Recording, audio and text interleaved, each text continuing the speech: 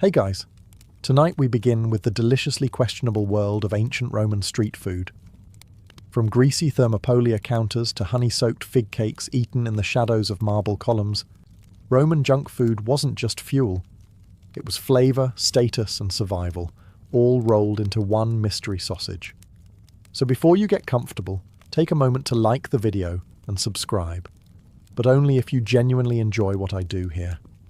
And let me know in the comments where you're tuning in from and what time it is for you. It's always fascinating to see who's joining us from around the world. Now dim the lights, maybe turn on a fan for that soft background hum, and let's ease into tonight's journey together. You're trudging through a sun-baked Roman street in your worn-out sandals, your tunic clinging to you in all the wrong places, and you're nursing the kind of headache that only comes from drinking 5 cups of watered-down wine and making bad decisions at the bathhouse. You're not in the mood for a formal meal. You're not about to spit roast a pig or debate olive varieties with your neighbour. No, you need something immediate, greasy, possibly regrettable. Something that won't ask too many questions, and won't mind if you eat it with one hand while using the other to shoo away pigeons. Enter the Thermopolium, Rome's gloriously chaotic take on a street food joint. Think ancient Taco Bell, but with more marble counters and slightly fewer food regulations. The layout is deceptively simple. Stone counters with circular holes carved into them, each containing a dolia. Large earthenware pots filled with whatever was hot, edible, and survived the morning. No menus, no labels, no real sense of order. Just a bubbling stew of possibility, both literal and gastrointestinal. What's on offer? Fried cheese balls that squeak when you bite them. Questionable sausage links that might be pork, or might be optimism. A mysterious stew that may contain lentils, or may just look like it does. And floating in everything, like a ghost you can taste. Garum, the Roman fermented fish sauce that was somehow both seasoning and social experiment. Cleanliness? Let's not ask. The chef is wearing the same tunic he slept in, and the spoon he's using has seen at least 2 civil wars. But the food is hot, it's salty, and it's got enough calories to get you through another afternoon of not dying in a crowd. Thermopolia were everywhere, especially in Pompeii, where nearly every block had one. Workers, students, wandering poets, and very confused tourists from Gaul all gathered at these counters, trading sesterces for sustenance that was fast, filling, and questionably legal. And sure, it may give you indigestion. But when the choices are a cold onion or whatever's bubbling at the corner stall, you follow your gut and hope it forgives you later. You've left the Thermopolium with your dignity slightly bruised and a lentil stain forming on your toga. You're walking through the forum now, and your stomach makes that ominous noise again. You need a snack, not a meal, just something to chew while pretending to listen to a public orator rant about wheat subsidies. Enter roasted chickpeas, or as they were known in the Roman streets, Cicer arietinum, which sounds fancy but really translates to rocks pretending to be food. Vendors sold them in clay bowls or little cloth pouches, shouting over each other in a glorious symphony of salesmanship. Hot chickpeas, crunchy chickpeas, chickpeas that may or may not chip your molars. They were roasted over open coals until they reached a consistency somewhere between crisp and gravel. They were salted, heavily, because salt was the Roman answer to everything. Preservation, seasoning, and disguising the taste of regret. And yet, chickpeas were wildly popular. Soldiers munched them on the march. Senators snacked on them between bribes. Children chewed them like they were practicing for adulthood. They were cheap, filling, and didn't spoil easily, which made them ideal for tossing into a satchel, a lunchbox, or at someone's head during a gladiator match. There wasn't a lot of variety, no chili lime flavour, no hummus dip, just a bowl of rock-hard legumes, dusted with salt and occasionally served warm, which was somehow considered a luxury. Of course, the Romans swore they were healthy. Chickpeas were said to promote virility, digestion, and deep thoughts, which sounds suspiciously like something a chickpea vendor made up. But hey, if it helped move product, why not? Every now and then, you'd get a soft one, a little chewy, a little mealy, and for a brief moment you'd think, this isn't bad. Then you'd bite the next one and remember that Roman dentistry was still about 1,000 years away from solving this problem. Still, for a handful of coins, you got a snack that travelled well, lasted forever, and gave you something to do with your mouth during long political speeches. And in Rome, that was worth every cracked tooth. Now your stomach's asking for something different. Maybe sweet, maybe soft, maybe less existentially crunchy. You spot a vendor with a tray of golden spheres glistening in the sun. You approach cautiously, because in Rome, sweet things are often deceptive. He hands you one with a wink and says, globuli. What are they? Picture deep-fried cheese balls drenched in honey. And no, this is not a Renaissance fair invention. Globuli were a real Roman dessert snack, made by mixing ricotta-style cheese with flour, forming them into balls, deep-frying them in oil, and then soaking them in honey like they've committed a crime against moderation. They were sweet, savoury, and structurally unstable. Bite into one too fast, and hot cheese would launch in the opposite direction. The honey would glue your fingers together, ensuring the rest of your day involved bees, dogs, or awkward hand gestures at passing senators. But make no mistake, globuli were a hit. The recipe appears in Apicius, the closest thing the Romans had to a cookbook, and they were considered a treat suitable for dinner parties, temple festivals, and impressing anyone you were trying to seduce through sugar. The texture? Think outside. Crispy. Inside, molten cheese lava. Taste? Somewhere between dessert and what if cheesecake was aggressive. The Romans didn't believe in restraint when it came to honey, and these things were practically candied cannonballs. And while they weren't exactly street food for the masses, frying cheese in oil required some resources, they did make appearances at more upscale gatherings. Imagine a toga party ending with guests groaning happily, their tunics stained with cheese grease and bees hovering like tiny waiters. One bite could transport you to culinary heaven or send you running to the nearest public fountain for a finger rinse. There was no in-between.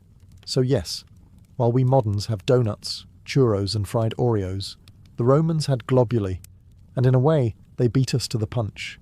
Deep-frying dairy and covering it in sugar wasn't an innovation. It was a revival. You just had to survive the stickiness.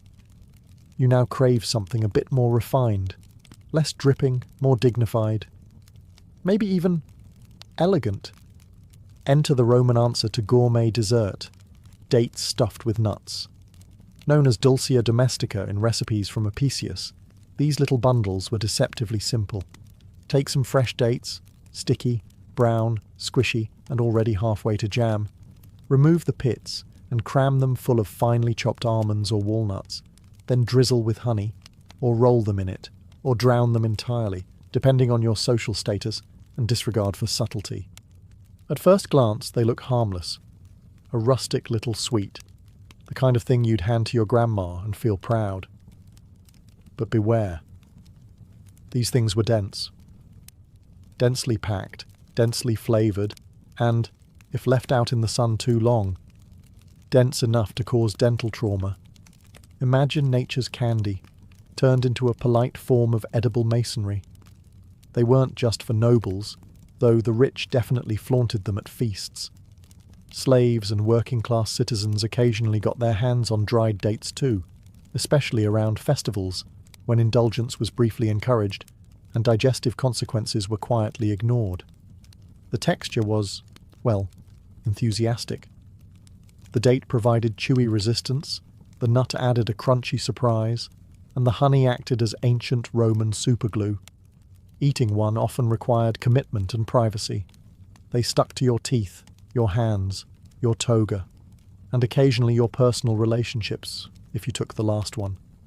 Nutrition-wise, surprisingly solid.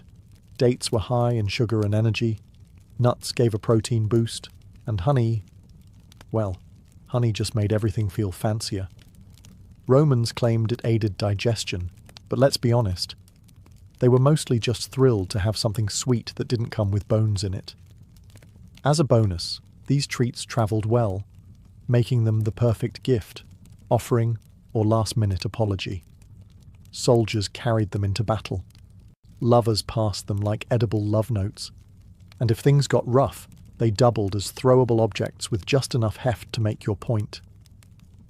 In the empire that conquered the known world, this was one of its most beloved desserts, sticky, satisfying, and potentially dangerous.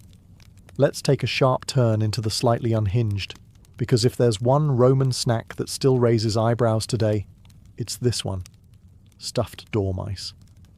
Yes, small, fuzzy rodents with big eyes and an unfortunate tendency to end up on elite Roman dinner plates. Think of it as the original tension between awe and Now, to be fair, not everyone was out here eating glorified pet hamsters.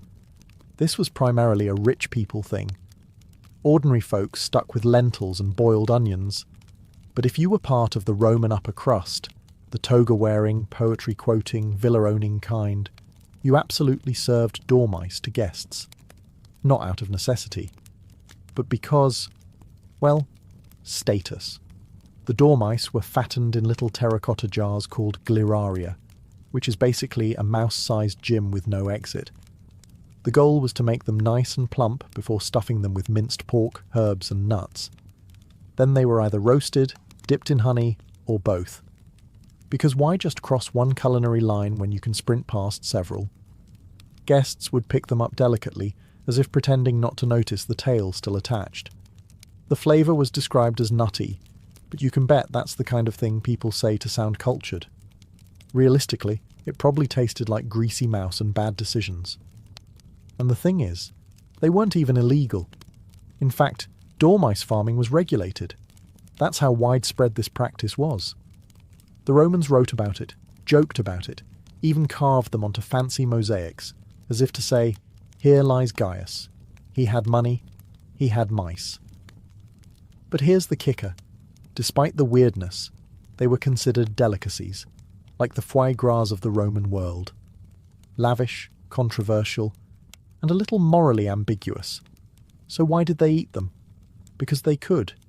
Because they wanted to impress people. Because culinary restraint wasn't really in vogue when you ran the Mediterranean. To us, it sounds horrifying. To them, it was finger food with flair. And in a culture where eating flamingo tongues wasn't even the weirdest part of the menu, a crispy honey-glazed dormouse was practically tame. Naturally, you deserve something comforting, something golden, something that doesn't look back at you. Enter the honey cake, or, as the Romans knew it, libum. Now, to be clear, these weren't your modern soft, fluffy sponge cakes. No one was Instagramming slices of these. Roman honey cakes were dense, weighty, more like a sweet brick than a dessert. And they came in all shapes and levels of chewiness, ranging from pleasantly spongy to requires a dagger. The classic libum recipe, cheese, flour and egg mixed into a thick dough, shaped into a tidy little loaf, and baked on a leaf. Because if you're not baking on foliage, are you even Roman? Once baked, they were drenched in honey, not drizzled, not glazed, drenched. The kind of soak that ruins tunics and friendships when there's only one slice left. Honey was liquid gold in Rome. It was a sweetener, a preservative, a skin ointment, and apparently the answer to, what should we dump on this questionable cake? The result was a sticky, slightly sour, cheesy sweet treat that clung to your fingers and social reputation alike. They were served at religious festivals, family gatherings, and offerings to the household gods, which meant that, occasionally, your breakfast pastry was also a spiritual sacrifice. No pressure. And just like every other Roman dish, there were class layers baked in.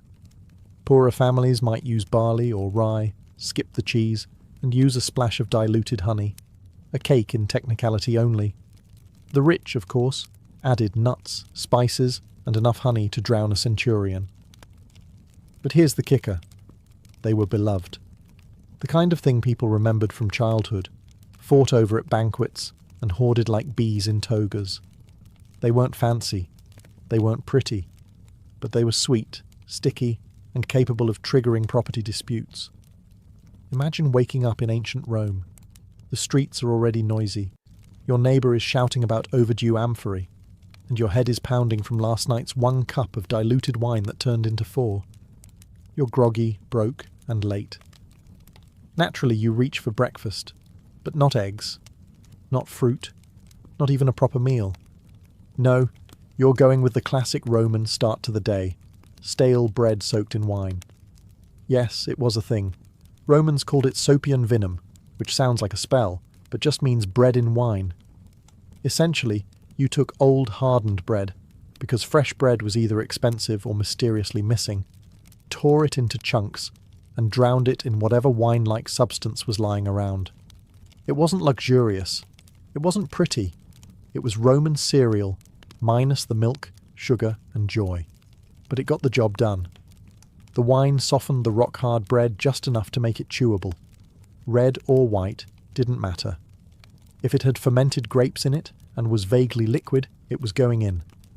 Occasionally, people added herbs or honey, but that was for special occasions, or if you were trying to impress someone who'd already seen you eat dormice.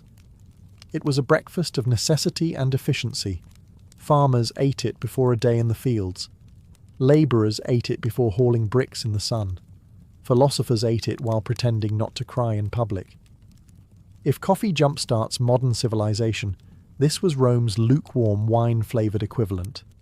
Of course, the elite mocked it, while secretly indulging in their own versions using aged wine, honeyed bread, and the smug expression of someone pretending to slum it for the experience. But for the average Roman, this was the real start to the day. And here's the twist. Sometimes it wasn't even breakfast. Some people just dipped bread in wine constantly. During meals, during speeches, during casual eavesdropping in the forum. It was a food, a drink, and a lifestyle choice. Was it nutritious? Barely. Was it dignified? Not especially. But it was soft, cheap, and soaked in alcohol, which, in ancient Rome, qualified as a win. Ah, sausages. Humanity's age-old solution to the eternal question, what do we do with the leftover bits? And nowhere was this meat wrangling more enthusiastically embraced than in ancient Rome, where sausage making was less about recipes and more about pushing the boundaries of what could legally be considered food. The Roman version, Lucanica, a sausage named after the region of Lucania, though by the time it hit the stalls of Rome, nobody really cared about geography. What they cared about was that it was salty, greasy, spicy, and suspiciously chewy. Ingredients? Well, that's where things get exciting. Lucanica was often a delightful mystery of pork trimmings, liver, lungs, heart, and possibly things best left undocumented. Seasoned with pepper, cumin, fennel seeds, and a dash of bravado, it was then stuffed into an intestine casing and grilled, fried, or smoked to mask the existential horror within. And Romans loved them. Street vendors grilled them openly on small braziers, releasing clouds of meaty perfume into the already chaotic city air. People would line up, toga askew, coins in hand, waiting for their hot, greasy fix. Athletes ate them for energy. Philosophers ate them and then questioned their own ethics. Children begged for them and immediately regretted it. Of course, sausage quality varied wildly. The ones at imperial feasts might be finely ground and delicately spiced. The ones on the street? Let's just say the less you asked, the happier you were. There were rumours of donkey bits, maybe dog, certainly organs you've never seen on a butcher's chart. Storage was also optimistic. Refrigeration didn't exist, and smoking meat was more art than science. So some sausages aged like fine wine. Others aged like something you'd report to the authorities. Still, they were everywhere, sold at Thermopolia, eaten at arenas, carried into battle. A Roman soldier marching across Gaul could count on 2 things: sore feet and a dried sausage in his pouch. It was calorie-dense, flavour-rich, and durable enough to double as a self-defence weapon if necessary. Let's talk about Roman pancakes, or as they might have called them, flat disappointment with a drizzle of hope. In theory, Alita Dolcia sounds promising. It translates to another sweet and was essentially a basic pancake made from spelt flour, eggs, and milk. Sometimes honey got involved, sometimes not. And that inconsistency alone tells you exactly what kind of emotional roller coaster this food was. You'd mix the batter, pour it into a pan over a fire that may or may not be cooperating, and let the magic happen. Except, Roman magic didn't involve fluffy stacks or maple syrup. These pancakes were thin, dense, and just sturdy enough to qualify as edible flooring. If you were lucky, they'd be fried in a bit of oil and served with a generous helping of honey, maybe a sprinkle of poppy seeds if someone was feeling festive. If you weren't lucky, you got the version with no toppings, no sweetness, and the texture of a legal document. Still, they were popular, cheap, easy to make, and surprisingly versatile. They could be sweet or savoury, eaten hot or cold, served at festivals, funerals, and that awkward space between breakfast and guilt. Romans weren't looking for a breakfast revolution, they just wanted calories that didn't bite back. But make no mistake, if you're imagining a modern pancake with strawberries and whipped cream, adjust your expectations downward immediately.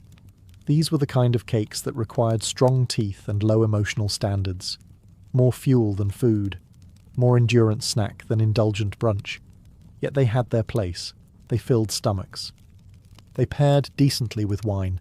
They made you feel, however briefly, that you had some control over your life, which in a world of invasions, political backstabbing, and mystery meat sausages was no small comfort. And sometimes, just sometimes, the batter would crisp just right on the edges. The honey would caramelize, and you'd think, this is almost good. That fleeting joy was the Roman pancake's true legacy, setting the bar low enough to be pleasantly surprised. So were they bland? Yes. Were they adored? Somehow, also yes.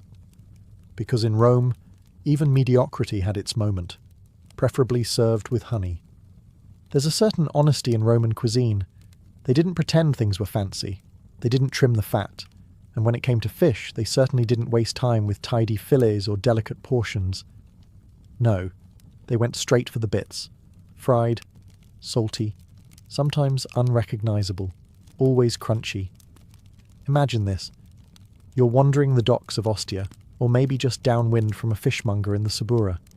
You catch a whiff of something sizzling, something fishy, something that's probably been sitting out since sunrise. You follow your nose, and there it is, a greasy tray of fried fish parts, lovingly coated in oil, and what might be flour, or might be street dust. No one's sure anymore. What were you getting exactly? Well, fish heads, tails, fins, and anything small enough to toss whole into a pan. Anchovies were a favourite. Sardines, too. Occasionally the Romans would venture into mystery seafood territory and fry whatever creature happened to flop into the net that day.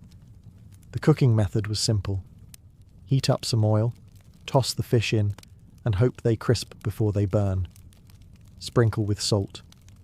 Maybe a squirt of vinegar if you were feeling aristocratic. Serve it wrapped in a fig leaf or straight into the customer's hand if hygiene was optional, which, let's be honest, it usually was. These little crunchy sea creatures were everywhere. Thermopolia served them. Market stalls shouted about them. Kids bought them as snacks, and everyone knew, if it's been fried hard enough, you don't have to ask what part of the fish it was. Nutritionally, decent. Omega-3s, protein, calcium. From the bones you were absolutely crunching through, and a lingering scent of the Mediterranean that stayed with you for days. But here's the magic. People loved it. Romans weren't looking for elegance. They wanted salt, fat, and crunch. And these fish bits delivered. Loudly. Greasily. In a way that told your stomach, yes, I'm full, and told your dignity, we don't talk about this. By now, you've eaten bread soaked in wine, sausage stuffed with mystery, and a pancake that legally qualifies as a construction material. Maybe you're craving something wholesome, something fruity, something that says, I made a good life decision today. Enter the Roman fig cake, or as some modern historians like to call it, the ancient art of making leftovers look intentional. Figs were everywhere in Rome, abundant, cheap, and so perishable that Romans had roughly 3 hours between ripe and fermented. So what did they do with the extras? They smashed them into fig cakes, little lumps of mashed fig, sometimes mixed with nuts or flour, occasionally shaped into discs, and almost always passed off as dessert. The texture was ambitious, chewy, sticky, and vaguely alarming if stored improperly. The taste? That depended on how long the figs had been sitting in the sun. Best case scenario, rich and naturally sweet. Worst case? A tangy flavour profile one could charitably call surprising. Sometimes they added honey, which helped. Sometimes they didn't, which didn't. Some versions included sesame seeds, creating a snack that stuck to your molars like emotional baggage. Others were wrapped in leaves for easy portability and plausible deniability. But despite their humble beginnings, fig cakes were popular across all classes. Farmers brought them into the fields. Philosophers nibbled them while judging other philosophers. Even the rich liked them, though theirs came adorned with spices and smugness. In festivals, they were often handed out to crowds like ancient granola bars. And because they didn't spoil easily, they became the go-to offering for gods, house spirits, and that one neighbour you didn't like but had to stay polite with. Let's not pretend they were glamorous. Nobody was writing love poems to fig cakes. But they were dense, nutritious, and endlessly adaptable. The culinary equivalent of it'll do. And let's face it, in a society where most desserts either stuck to your hands or tried to escape your plate, the humble fig cake offered a rare kind of stability. It didn't sparkle, it didn't impress, but it also didn't fight back. And sometimes, that's enough. At this point in your Roman culinary journey, you've eaten enough fermented, fried, and honey-drenched material to question your life choices. But don't worry, we haven't yet explored one of Rome's most cherished obsessions: cheese. Specifically, cheese snacks, the kind that could be delightful, or instantly regrettable. Cheese in ancient Rome wasn't just a food, it was a philosophy. They had soft cheese, hard cheese, aged cheese, and the kind of cheese that might count as a biological weapon by modern standards. Romans loved to snack on cheese between meals, or more accurately, between other questionable decisions. Let's start with fried cheese patties. A common treat at Thermopylae and taverns, these were made by mashing soft cheese, likely a ricotta-like curd, mixing it with flour or semolina, forming little discs, and frying them in oil until golden. Sounds tasty, right? It was, but only if eaten hot. Let them cool for 5 minutes, and you were suddenly gnawing on something with the texture of an old sandal.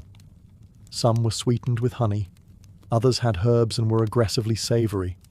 Occasionally someone would throw in nuts or dried fruits, which, in theory, sounded inventive, but often ended up tasting like someone accidentally dropped trail mix into a grilled cheese. Now, if you were particularly unlucky, you might encounter aged Roman cheese. This wasn't your delicate French brie or polite cheddar. No, this was hard, pungent, and frequently described as fragrant, which is ancient cook speak for don't inhale too deeply. Some versions were aged until they were more salt than cheese. Others were stored in baskets, left out in the sun, and possibly used to repel unwanted guests. Cheese snacks were everywhere. Served to soldiers, offered at festivals, even gifted during Saturnalia, because nothing says, "I appreciate you," like a block of dairy that could double as a paperweight. They were filling, cheap, and impressively shelf-stable, assuming you didn't mind them fighting back. But for all their inconsistencies, the Romans adored cheese snacks. They were comforting, portable, and only occasionally threatening. In short, they were the mozzarella sticks of the ancient world, just without mozzarella, or sticks. Some civilizations have ketchup, others have hot sauce. Ancient Rome, they had garum, the fermented fish sauce that somehow ended up on, in, or near just about every edible object in the empire. Let's be clear, garum was not subtle, it was not elegant. It was not something you lightly drizzled. It was fermented fish juice, made by stuffing fish guts into clay pots, adding copious salt, and then leaving the entire mixture to sit in the sun until it stopped screaming. The result? A brown, oily, salty, tangy liquid that Romans poured over meats, vegetables, grains, and yes, snacks. Bread dipped in garum? Absolutely. Roasted nuts with garum? Why not? Fried cheese with a splash of garum? You're living dangerously, but that's Roman cuisine for you. And it wasn't just for taste. Garum had social clout. There were different grades, some for the poor, and others so exclusive they were aged longer than your average gladiator. Liquamen, alec, and other variations were sold across the empire, with labels boasting origins, purity, and probably imaginary, health benefits. Think of it as the ancient Roman version of organic artisanal soy sauce, but with more intestines. Now, it should be noted that the smell of garum production was so bad, it was legally restricted to outside city limits. That's right. Even in Rome, where sewage flowed freely and public baths were occasionally experimental at best, garum factories were banned from the neighbourhood. But once bottled and shipped, it was gold. Emperors hoarded it. Cooks swore by it. Hungry citizens slathered it on nearly anything that didn't move. It was Rome's favourite flavour bomb, and its most widely tolerated olfactory crime. Did people actually enjoy it? Apparently, yes. They praised it in poems. They included it in cookbooks. They wrote love letters to recipes that began with, "First, drown everything in garum." Was it healthy? Possibly. Was it overwhelming? Always. Did it add something magical to fried street snacks? If you like your magic strong, fishy, and vaguely suspicious, then yes. So when you imagine Roman junk food, don't just picture cheese balls or fig cakes. Picture cheese balls and fig cakes, soaked in fermented fish sauce, because that's what winning tasted like in Rome. You still crave a snack, something casual, something crunchy, something you can eat with one hand while waving the other dramatically at passing senators. Enter Roman street nuts. Walk through any bustling Roman marketplace, the Forum, the Port at Ostia, the back alleys of Subura, and you'd hear the unmistakable sound of nuts roasting on open coals. Not in the cosy, holiday-scented way, more like the smell of burning street cart mixed with salted temptation. Your choices? Almonds, walnuts, hazelnuts and pine nuts, though the latter could cost a small fortune and possibly your dignity if you dropped them. Most were roasted, lightly salted, and sometimes flavoured with herbs or honey. Simple, addictive, pocket-friendly. Vendors sold them in little paper cones made of recycled wax tablets or papyrus scraps, which occasionally still had grocery lists or bad poetry scribbled on them. Bonus entertainment. And the Romans. They went nuts for nuts. Philosophers munched them while pondering mortality. Gladiators downed them for protein. Drunken party guests tossed them into mouths, and sometimes amphorae, with varying degrees of accuracy. Even the emperors snacked on them, though theirs were peeled, gilded, and likely carried to them on a silver platter by someone with anxiety. Some were even candied. Almonds coated in honey were the closest thing Rome had to peanut brittle, and they were equally capable of cracking a tooth or winning your affection, depending on how fresh they were. Of course, there were downsides. Overeating nuts, especially the garum-dusted kind, could lead to indigestion, social consequences, and dramatic readings of your last will and testament. But that didn't stop anyone, because street nuts were fast, cheap, and deeply satisfying. They were the original Roman vending machine. Insert a coin, receive crunchy joy. No fuss, no mystery meat, no tales, just a handful of salty delight in a city powered by wine, ambition, and low-grade chaos. You've partied like a senator. You've bathed in wine, sung badly at a Saturnalia feast, maybe kissed someone who turned out to be your cousin's slave. It's the morning after. Your toga's on sideways. Your mouth tastes like garum and questionable life choices. You need help. But in Rome, help doesn't come in the form of aspirin or black coffee. No. What you get is a heroic, semi-medicinal snack and the vague hope that Jupiter still loves you. Enter Hangover food, Roman edition. First up is the cure-all wine-soaked bread. Yes, again. Because what better way to fix a wine-induced disaster than with more wine, now absorbed into a stale loaf so dry it threatens to exfoliate your gums? Or maybe you're handed a raw egg stirred into spiced wine, known as posca ovata. Think of it as a proto-protein shake, minus refrigeration, hygiene, or joy. Slug it down and try not to gag while someone older than the Republic insists it restores your humours. Still woozy? Time for a snack platter from Etruscan hell. Olives, garlic, vinegar-soaked onions, and maybe a bite of pickled fish, because nothing clears the sinuses like salty brine and regret. One famous option, fried cabbage with cumin and oil.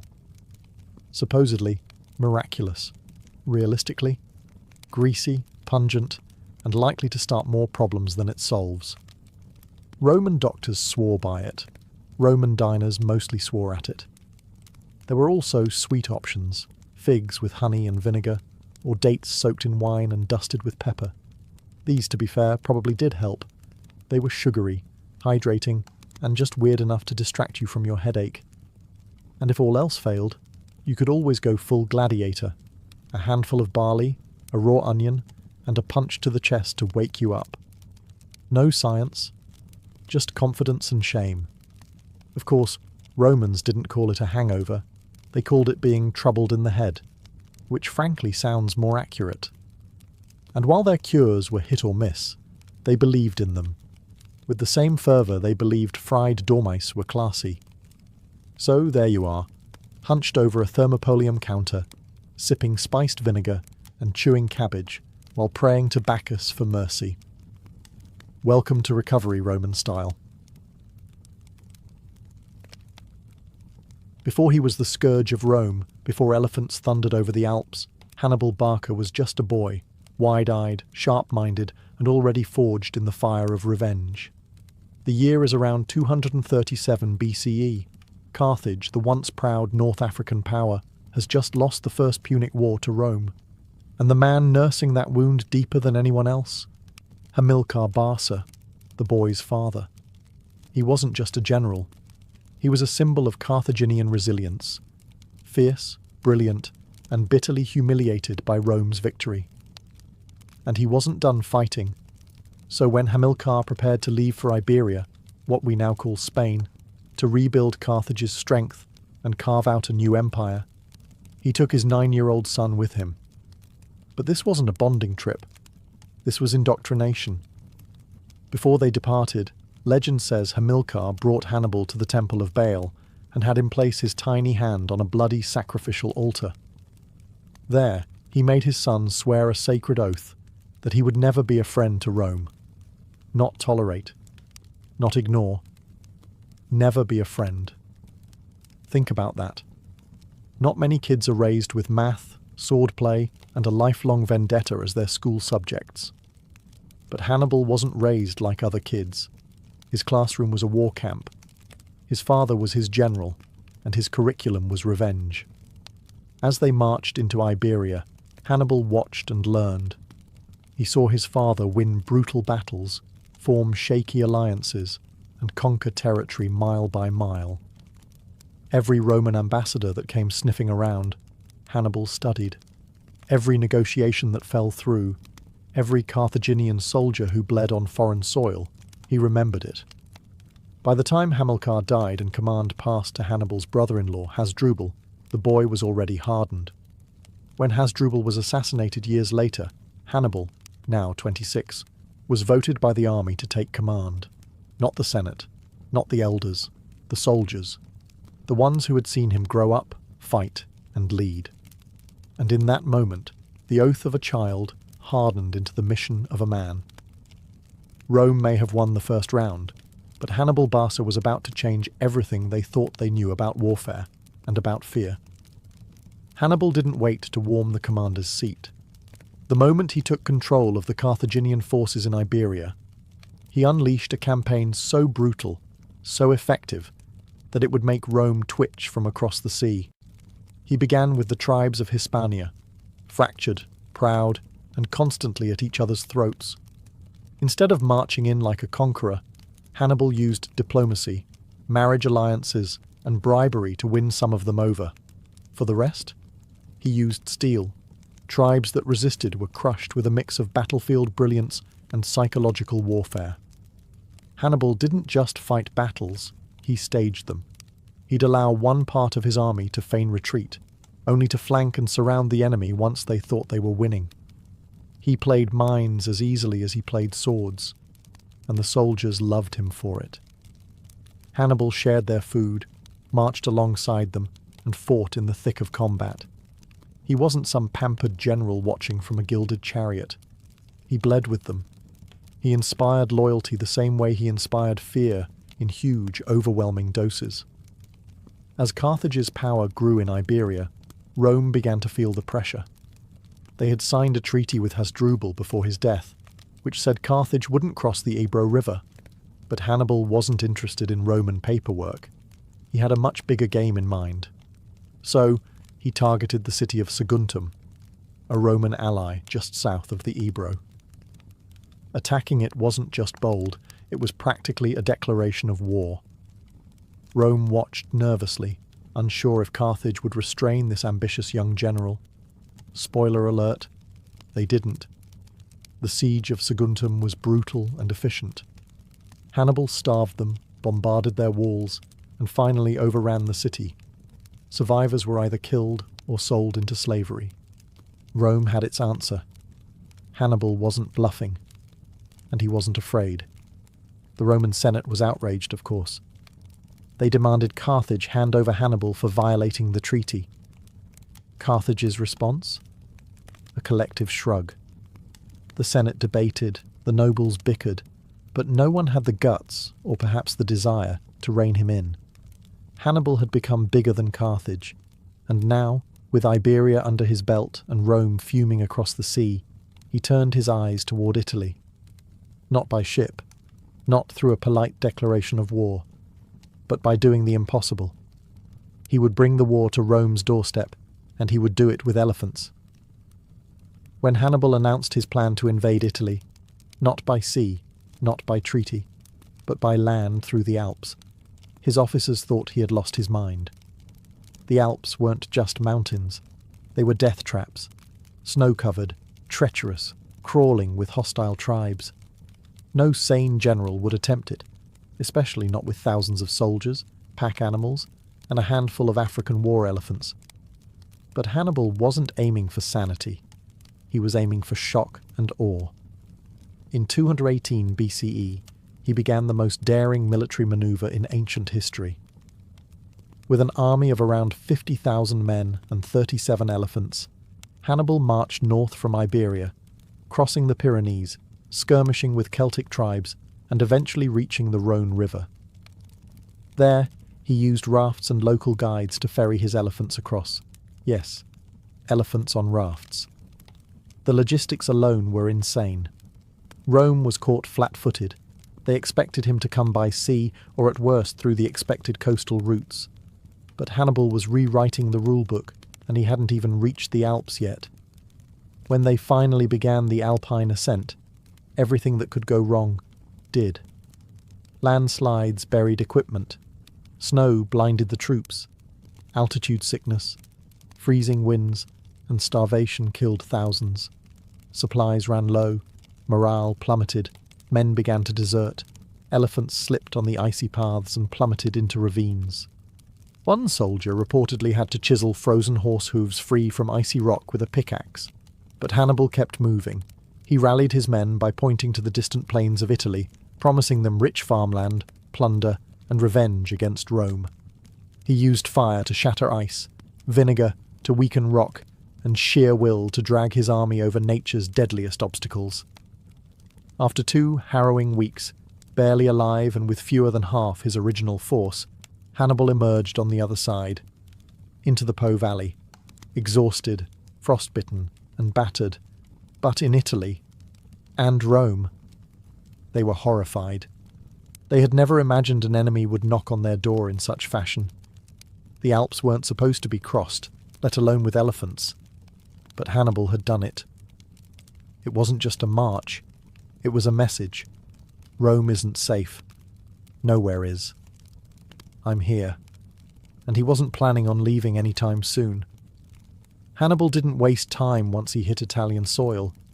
Even with a diminished force, he immediately began recruiting discontented Gallic tribes in northern Italy, Rome's enemies, and they joined him because Hannibal didn't just promise liberation, he proved it with blood. Rome, stunned but still arrogant, scrambled to send legions to intercept him. Consul Gaius Flaminius took command, burning with the confidence of the Republic.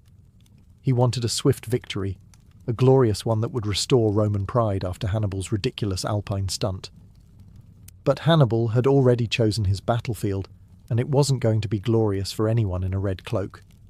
The place was Lake Trasimene, a foggy, narrow valley with water on one side and steep hills on the other.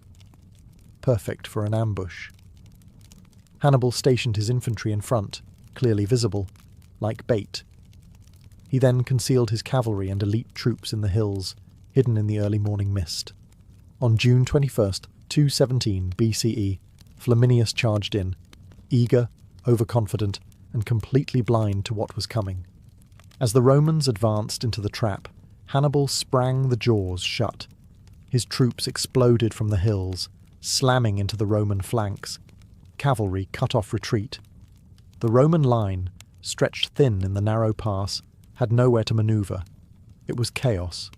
Roman soldiers drowned in the lake, were trampled trying to flee, or slaughtered where they stood. Flaminius himself was cut down trying to rally his collapsing army. In just a few hours, 15,000 Romans were dead, thousands more captured. And Hannibal? He didn't lose a single officer. The ambush at Lake Trasimene became the largest and most successful ambush in military history. Rome panicked, streets filled with screams and prayers. Mothers wept. The Senate, in despair, appointed a dictator, Quintus Fabius Maximus, to deal with the crisis. But Hannibal wasn't finished. He had invaded their land, annihilated their legions, and now he roamed Italy like a ghost, impossible to catch, devastating everything in his path. Yet, even after this disaster, Rome refused to negotiate. That was fine with Hannibal. He didn't want peace. He wanted to humiliate them in the one place they thought themselves invincible, on the battlefield, at the heart of their empire. And his deadliest masterpiece was still to come. If Lake Trasimene was Hannibal's masterpiece of ambush, then Cannae was his symphony of annihilation. By 216 BCE, Rome was done playing cautious. No more waiting. No more defensive strategies. They massed the largest army they had ever fielded, around 80,000 men, under the command of consuls Lucius Aemilius Paulus and Gaius Terentius Varro. Twice the size of Hannibal's army. They weren't planning to outwit him. They were planning to crush him with sheer force. Hannibal knew it, and he smiled. He chose the battlefield, a wide plain near the town of Cannae in southern Italy, perfect for cavalry movement and manoeuvring. Then, he arranged his troops in a deceptively simple formation. His weakest infantry, mostly Gauls and Spaniards, formed a shallow crescent at the centre. His stronger African infantry waited on the flanks. His cavalry, his real hammer, flanked even wider on both sides. The trap was set. On the morning of battle, the Romans advanced in a dense, powerful column, eager to punch straight through Hannibal's centre. And they did. At first, Hannibal's crescent began to bend inward under pressure, retreating but not breaking. The Roman infantry surged forward, deeper and deeper into the trap, thinking victory was near. That's when the jaws snapped shut. Hannibal's African infantry on the flanks wheeled inward, enveloping the Romans from both sides. His cavalry, having already routed the Roman horsemen, circled back and attacked from the rear. Now the Romans were surrounded, completely. No retreat, no breathing room, just chaos and blood. In the blazing August heat, men suffocated in the crush of bodies. Swords couldn't swing, panic set in, and Hannibal's men systematically slaughtered them, cutting them down in one of the most lopsided massacres in military history. An estimated 50,000, 70,000 Romans died in a single day, more than the entire population of many ancient cities. It was the worst defeat Rome had ever suffered, and remains one of the deadliest battles of all time. And Hannibal, he didn't march on Rome. Not because he couldn't, but because he knew Rome would not fall easily. He needed reinforcements from Carthage, siege equipment, and time.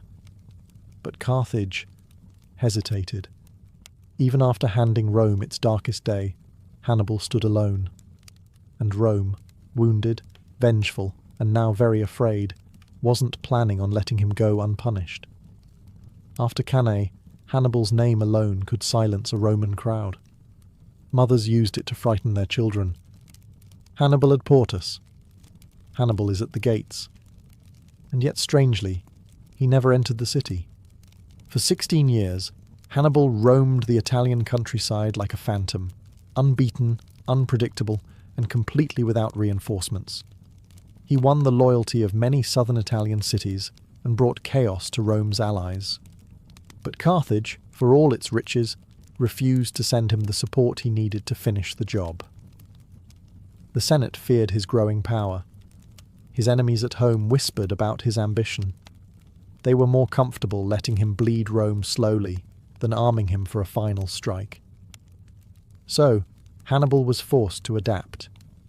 He became a master of survival, fighting guerrilla-style skirmishes, harassing supply lines, destroying crops, and always staying just out of reach. The Romans, under Fabius Maximus, nicknamed the Delayer, refused to give battle. They shadowed him, avoiding open conflict, starving him of opportunities. But Hannibal still scored victories. He crushed Roman forces at Herdonia, ambushed them in Apulia, and even destroyed entire consular armies that dared to chase him. And he kept doing it without ever losing a major engagement. But time was turning against him. Rome, battered but relentless, adapted. They built more legions, trained new commanders, strengthened their alliances. While Hannibal wandered with a shrinking army, Rome expanded its power like a hydra growing new heads, and the war began to shift elsewhere. Rome invaded Iberia, cutting off Carthaginian supply lines. Hannibal's own brother, Hasdrubal, tried to bring reinforcements by crossing the Alps, just like Hannibal had years before. But Rome intercepted him, crushed his army, and threw Hasdrubal's severed head into Hannibal's camp. That message was clear. You're alone now. Hannibal's dream of breaking Rome from within was fading. He had turned Italy into a graveyard of legions, but without reinforcements, without siege engines, without political backing, he couldn't deliver the final blow. Still, he refused to leave. He had promised his father, as a boy, that he would be no friend to Rome. And he kept that promise every year he remained on their soil. But soon, Rome would come knocking. Not in Italy, but on Carthage's own shores. And Hannibal would have no choice but to go home for the final fight. By 203 BCE, the tide had fully turned. Rome had clawed back from disaster, conquered Hannibal's strongholds in Iberia, and taken the fight directly to North Africa. Leading the charge was Scipio Africanus, a young, brilliant general who had studied Hannibal's tactics obsessively. Rome was no longer content to wait. They wanted Carthage destroyed. And to save itself, the Carthaginian Senate had to do the unthinkable. They summoned Hannibal home. After 16 years of near-mythical campaigning in Italy, Hannibal left the land he had bled for. He returned to Carthage to defend a city that had abandoned him, and to face a man trained in the art of Hannibalic warfare. The final showdown came at Zama in 202 BCE. This time, the armies were nearly evenly matched. Hannibal commanded a force of veterans, levies, and 80 war elephants. Scipio, meanwhile, had disciplined Roman legions and Numidian cavalry, crucially led by Massinissa, a former Carthaginian ally who had switched sides. Hannibal opened the battle with a massive elephant charge. It was meant to shatter the Roman lines. But Scipio had planned for this. He ordered his troops to part, creating corridors that funneled the elephants safely through. The beasts either panicked or passed harmlessly between the Roman ranks. Some even turned back, trampling Hannibal's own lines. What followed was a fierce infantry clash. Hannibal's veterans fought valiantly, even pushing back Rome's front lines. But when Scipio's cavalry returned from the flanks and attacked from behind, just as Hannibal had done at Cannae, the Carthaginian formation collapsed. The roles had reversed. Hannibal, once the master of encirclement, was now its victim. Carthage was forced to surrender. The terms were brutal. They had to give up their fleet, pay a massive indemnity, and promise never to wage war without Rome's permission. Hannibal had lost. But it wasn't just a military defeat, it was the death of a vision. His lifelong mission, to break Rome's grip on the Mediterranean, was shattered in the North African dust. Yet even in defeat, Rome didn't kill him. They feared him too much to make him a martyr. Instead, they let him live, knowing full well they hadn't seen the last of him. Because Hannibal Barca wasn't done making history. Not yet. Hannibal returned to Carthage not as a defeated general, but as a survivor. While Zama had broken Carthage militarily, Hannibal still commanded immense respect. The people saw him not as the man who lost the war, but as the man who nearly won it against impossible odds. So, what did Hannibal do? He reinvented himself. He became a politician. Yes, the man who had once commanded elephants through the Alps now sat in the Carthaginian Senate, rooting out corruption, reforming finances, and trying to repair the shattered state. He slashed taxes, paid off debts, and revitalized Carthage's economy, quickly gaining a reputation as a brilliant, if unpopular, reformer. But Rome wasn't watching from the sidelines. They feared Hannibal's mind more than his sword. A strong Carthage, even a peaceful one, was a threat if Hannibal was at the helm. So Rome accused him, falsely, of conspiring with enemy states. Cornered once again, Hannibal fled. Thus began his second life, the life of a hunted exile.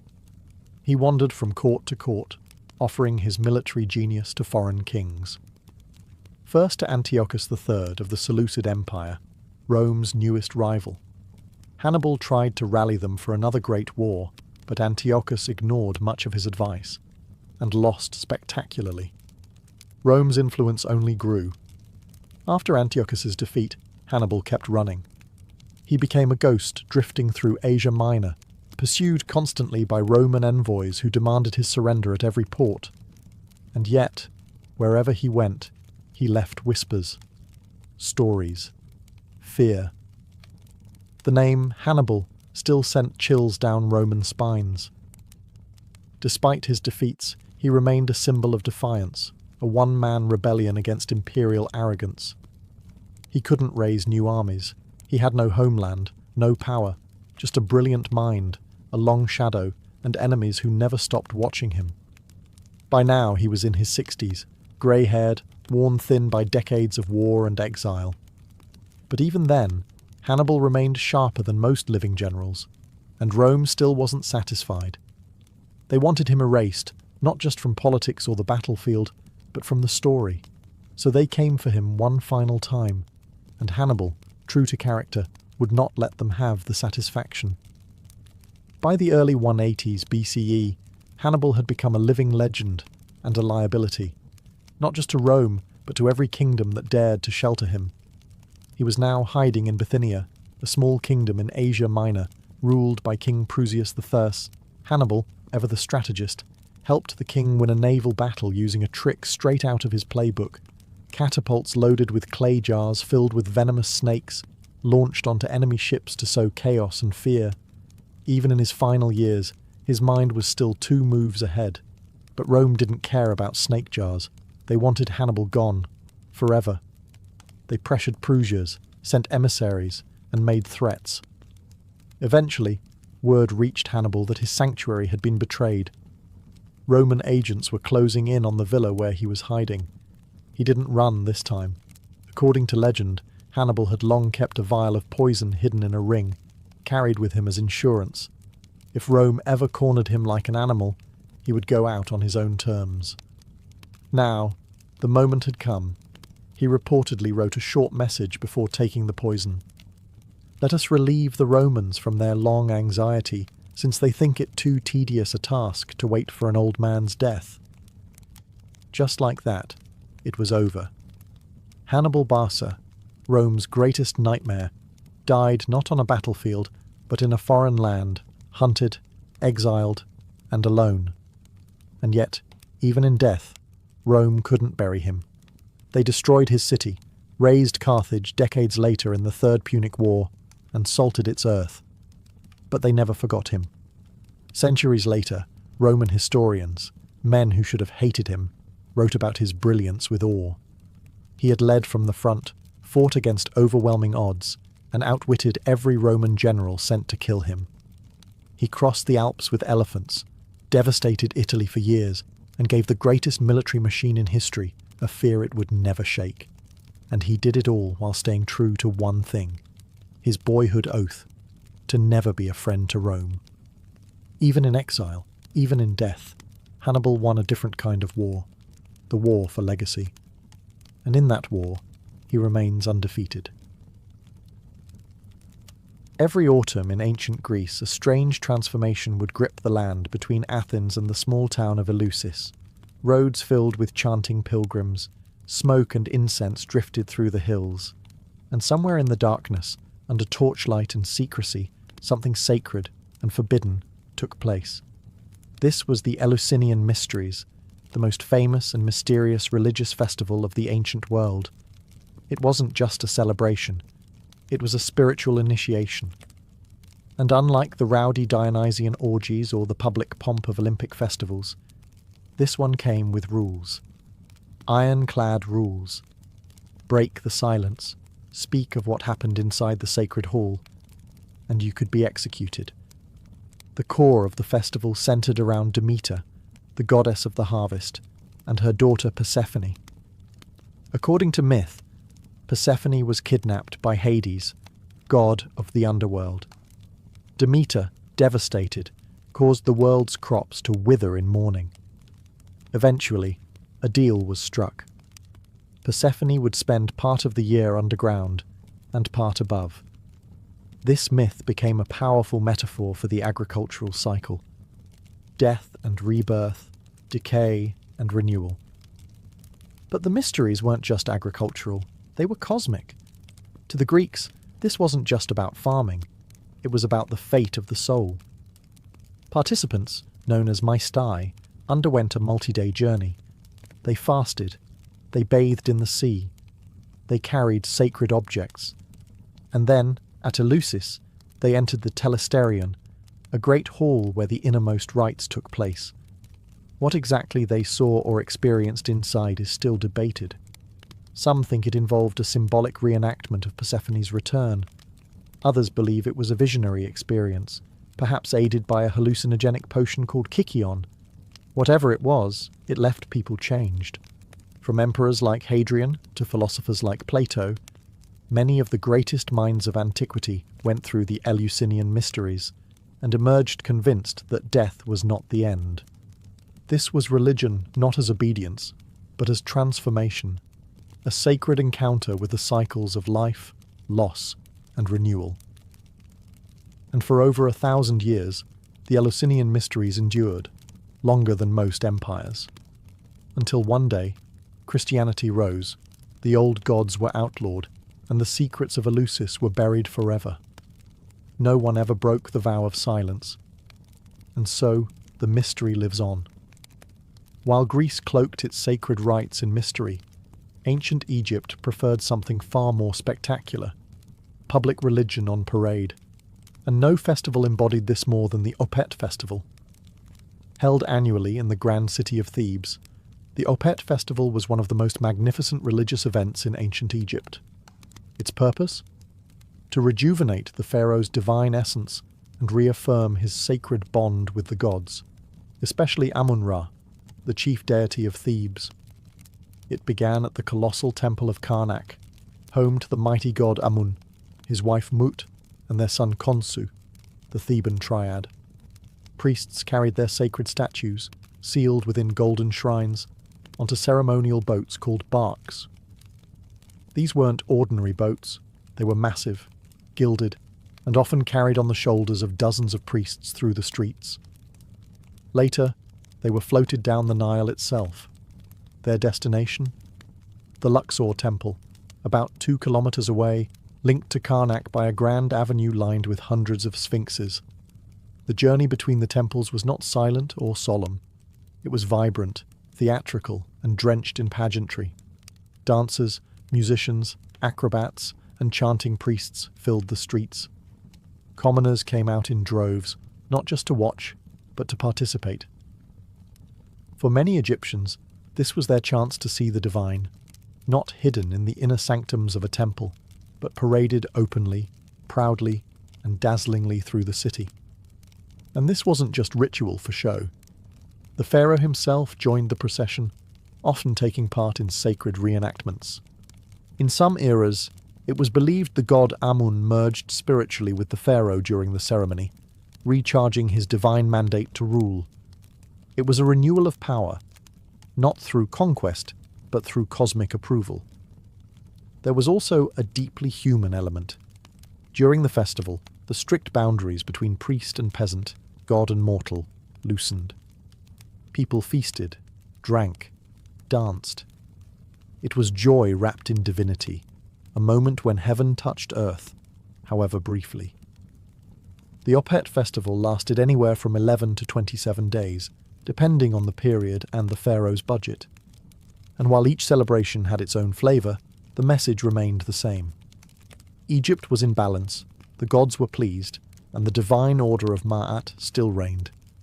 For the Egyptians, that meant everything. If the Eleusinian mysteries were about divine secrets and the Opet festival about royal divinity, then Saturnalia was something else entirely, a week-long party where Rome gleefully abandoned its rules.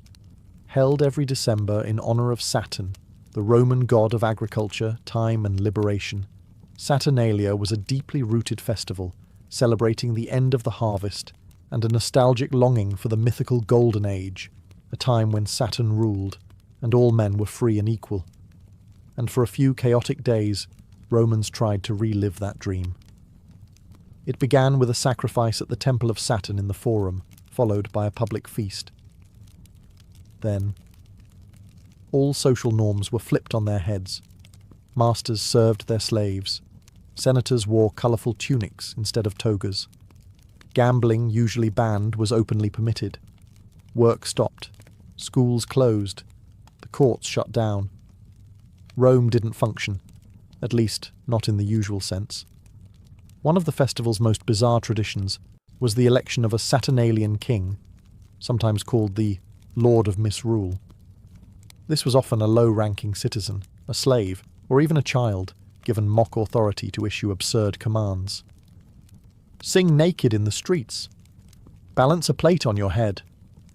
Obeying these ridiculous orders was part of the fun.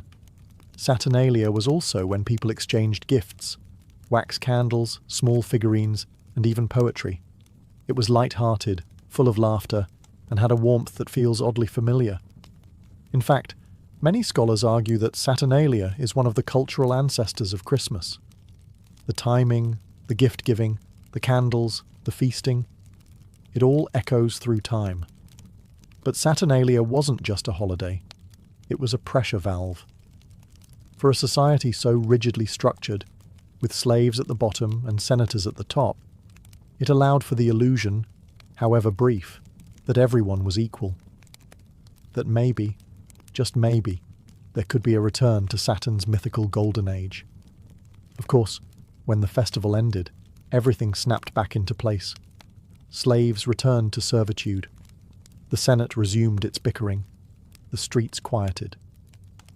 But for that week of reversal, Rome became a theatre of joy, chaos, and shared humanity. Because even an empire needs a break from pretending it has everything under control. Long before alarm clocks and New Year countdowns, ancient Persians were already celebrating a festival of rebirth, balance, and fire, one that still survives today. Nowruz, the Persian New Year. Rooted in Zoroastrianism, one of the world's oldest monotheistic religions, Nowruz wasn't just about turning a calendar page. It marked the spring equinox, a moment when day and night are perfectly balanced.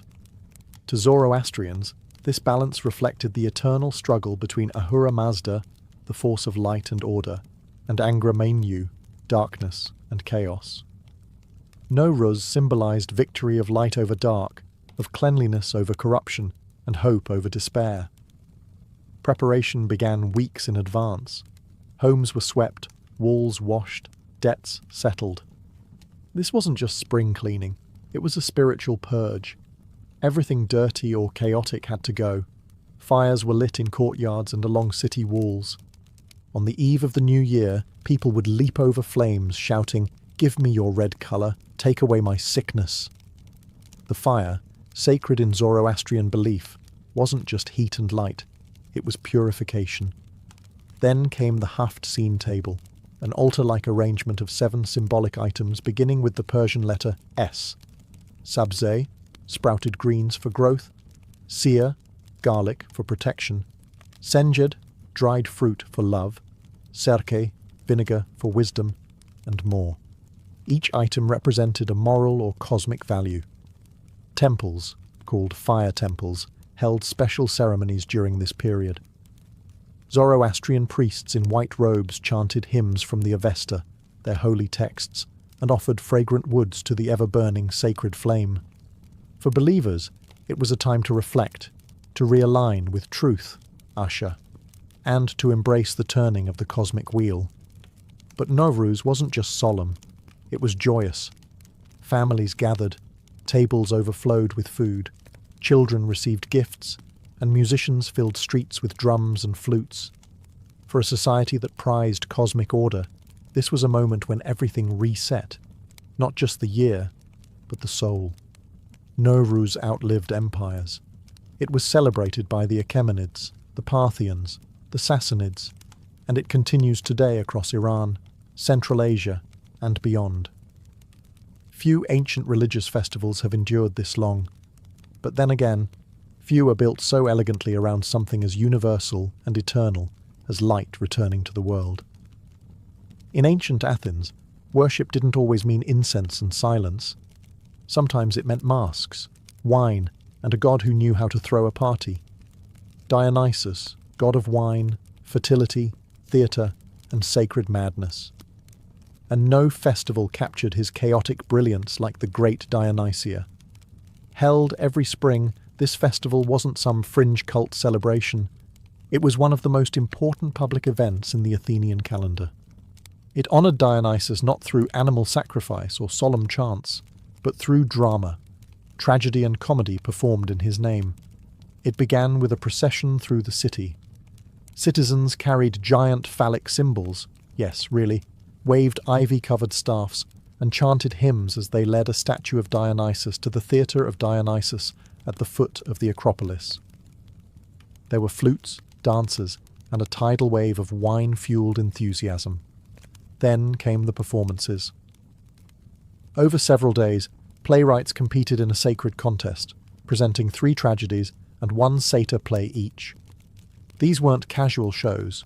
They were state-sponsored events, judged by elite citizens, and watched by up to 15,000 people at a time. Attendance was civic duty. Even prisoners could be released on bail to attend. The themes: gods, fate, hubris, revenge, war, and suffering. Aeschylus, Sophocles, Euripides. These masters told stories that ripped the soul open. Imagine watching Oedipus discover he married his mother with your neighbours beside you, gasping in horror. It wasn't just entertainment, it was ritual catharsis. And after the tragedies came the comedies, raunchy, political, and often absurd.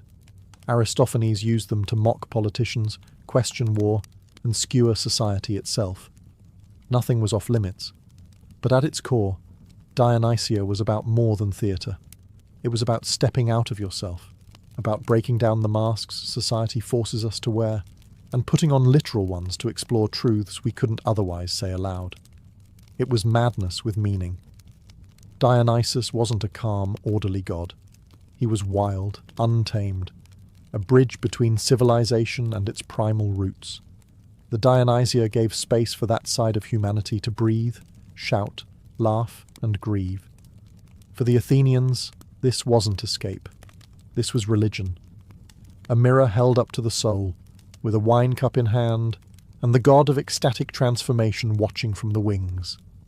Among ancient religious festivals, few are as raucous, theatrical, and subversively spiritual as Purim, a Jewish holiday that's part survival story, part political satire, and all about divine irony. Purim commemorates the events told in the Book of Esther, set in the Persian Empire under King Ahasuerus, likely Xerxes I. The plot sounds almost like a drama from the Great Dionysia. A Jewish girl named Esther becomes queen, hides her identity, and eventually risks her life to stop a genocidal plot by the king's advisor, Haman, to annihilate the Jews. She succeeds. Haman is hanged on his own gallows, and the Jewish people are saved. It's a story about reversal of fate, the hidden workings of providence, and the power of courage. But unlike solemn religious festivals, Purim is pure, unfiltered joy, a celebration of survival that leans into laughter and liberation. The festival begins with the public reading of the Megillah, Book of Esther, often performed like a comedic play. Every time Haman's name is mentioned, the crowd drowns it out with graggers, noisemakers, booze, and shouting.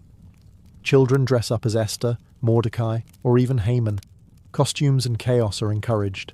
Then come the commandments of celebration, feasting with lavish meals, gifting food to friends, giving to the poor, and most famously, drinking until you can't distinguish between blessed is Mordecai and cursed is Haman.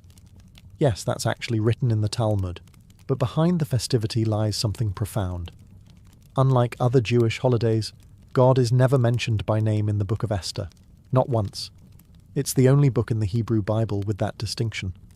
This absence forces readers to look for hidden divine intervention, a lesson in faith without direct revelation. Purim teaches that even when miracles don't look like parted seas or fire from heaven, they can still unfold behind palace doors through courage, risk, and unlikely heroes. So people celebrate with parody, masks, satire, and storytelling. They laugh in the face of death. They mock the villain. And in doing so, they affirm something deeply spiritual. Survival is sacred, and joy is resistance. In the misty hills and forested valleys of ancient Ireland, the beginning of August marked a sacred and deeply communal event. Lugnasad, pronounced Lunasa, the Celtic festival honouring Lugh, the god of light, craftsmanship, and war. Unlike the grand temple festivals of Rome or Egypt, Lugnasad was celebrated outdoors, on hilltops, in fields, and by sacred wells. It wasn't about imperial spectacle. It was about the land, the harvest, and the fragile bargain between humans and nature. Lugh, the namesake of the festival, was a solar deity, a shining warrior and master of all arts. But Lugnasad wasn't just about worshipping him directly. According to myth, Lugh held the first festival to honour his foster mother, Tailtiu, who died from exhaustion after clearing the plains of Ireland to make way for farmland. In her honour, people gathered to give thanks for the first grain harvest and to ensure the earth would continue to provide. So how did they celebrate?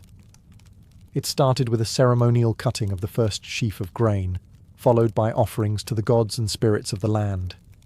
This wasn't just symbolic. If the harvest failed, winter would be cruel. Gratitude and ritual were a form of spiritual insurance. But Lugnasad was also a social explosion. People travelled for miles to participate in fairs, markets, competitions, and athletic games, often referred to as the Tail Tien Games, a kind of mystical precursor to the Olympics. Contests included running, wrestling, horse racing, and even feats of poetry and storytelling. It was also a prime time for trial marriages. Couples could commit to a union that lasted a year and a day. If it didn't work out, they could walk away, literally, by standing back to back and walking in opposite directions. The gods, apparently, had no issue with prenups. There were bonfires, feasting, and dancing on sacred hills. But always, beneath the revelry, was a humbling awareness. Nature gives, and nature takes. Lugnasad was both a celebration and a warning, a time to enjoy the first fruits, but also to begin preparing for darker days ahead. In a world ruled by seasons, this festival marked the shift from sunlight to shadow. The wheat was in hand, but winter was already watching. In the heart of the Indian subcontinent, as winter melts into spring, an explosion of colour, music, and fire erupts across villages, towns, and cities. It's loud, it's wild, it's sacred. This is Holi, one of the most joyful and symbolic festivals in ancient Hindu tradition.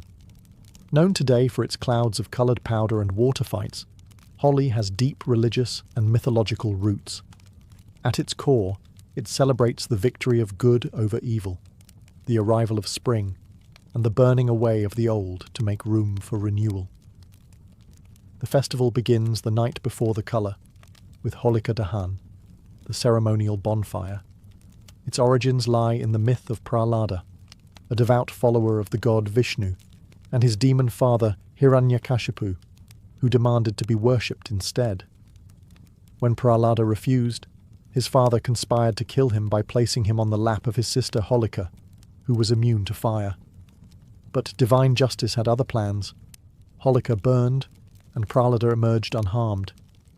Every year, Holika's effigy is burned in bonfires across India. The fire symbolizes the destruction of ego, hatred, and evil, and the cleansing of the soul through light and heat. And then comes the colour. The next morning, the streets transform into a living kaleidoscope.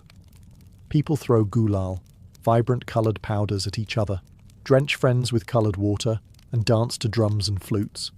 It's impossible to stay clean or sombre, but this chaos is ritual chaos. Social boundaries collapse. Rich and poor, old and young, men and women, all become equals under layers of red, green, blue, and yellow. Enemies reconcile, strangers become companions. For one day, the world becomes unrecognizable, and beautifully so. Holi also connects to the legend of Krishna and Radha, where Krishna, self-conscious about his dark skin, playfully smeared colour on Radha's fair face.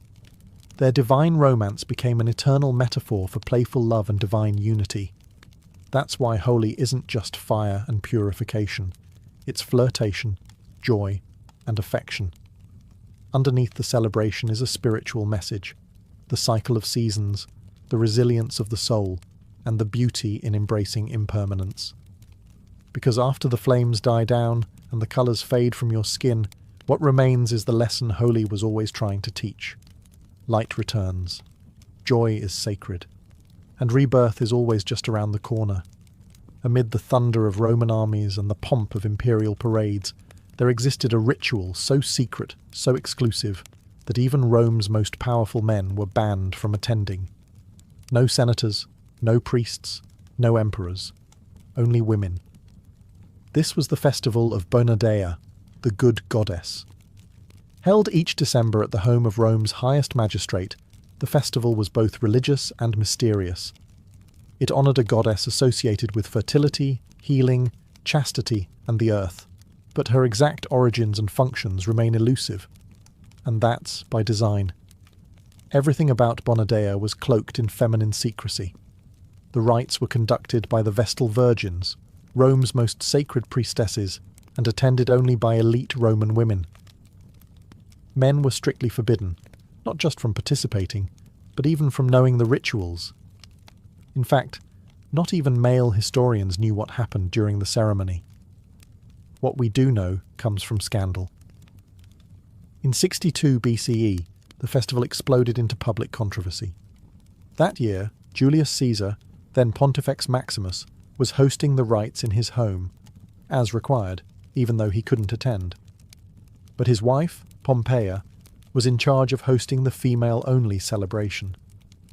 Things took a turn when a reckless aristocrat named Publius Clodius Pulcher disguised himself as a woman and sneaked into the ceremony, allegedly to seduce Pompeia.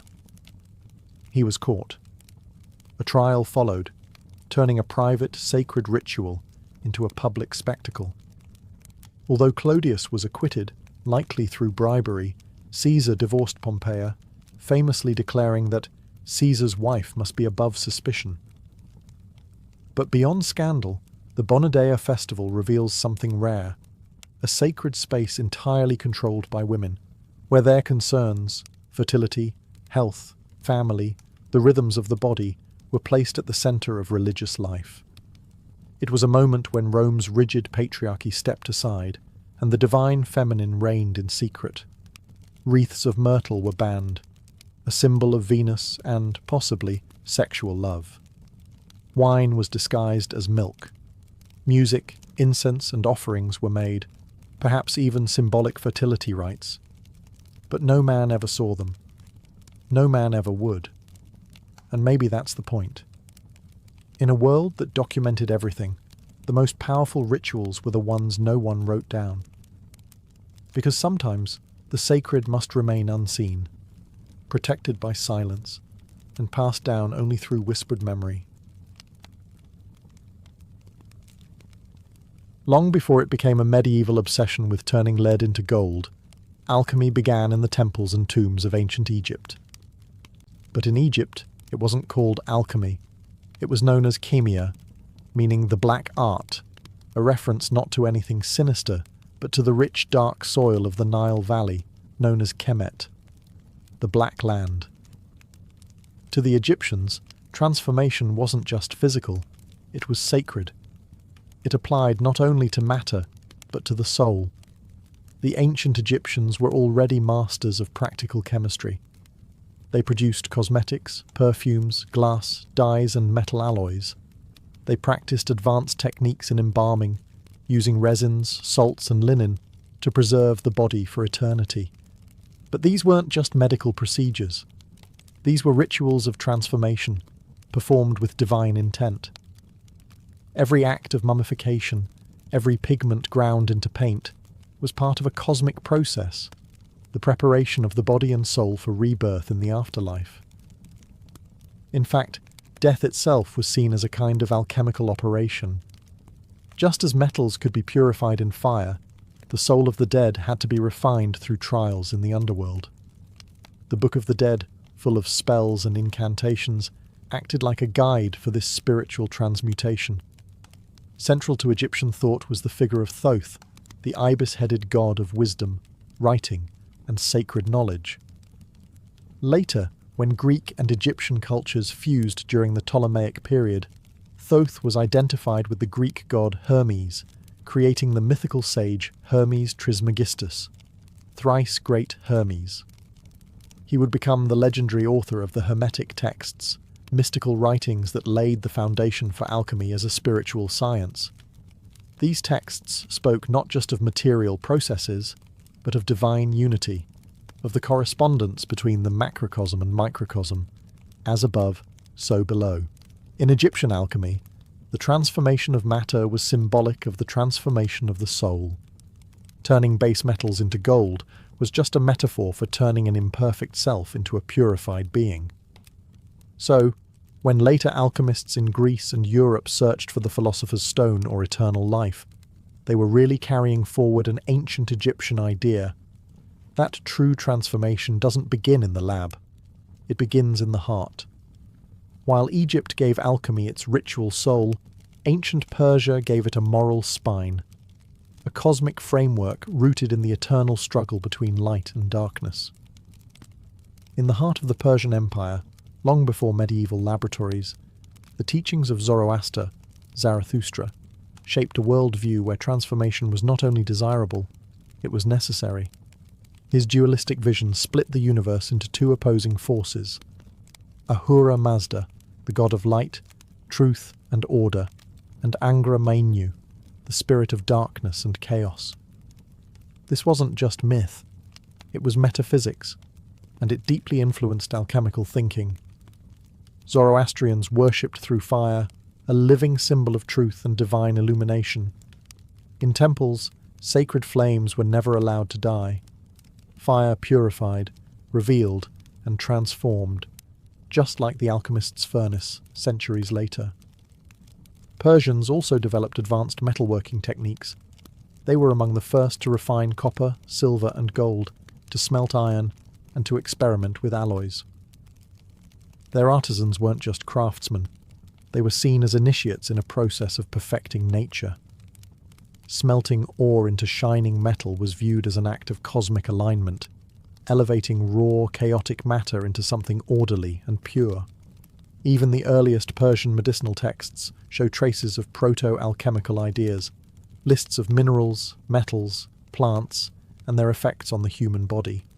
They didn't just want to heal the body, they wanted to align it with the divine harmony of the universe. Later, Islamic scholars would preserve and expand on Persian alchemical ideas. But even in pre-Islamic times, we see the emergence of a powerful theme that would echo through alchemical traditions, from Arabia to Europe.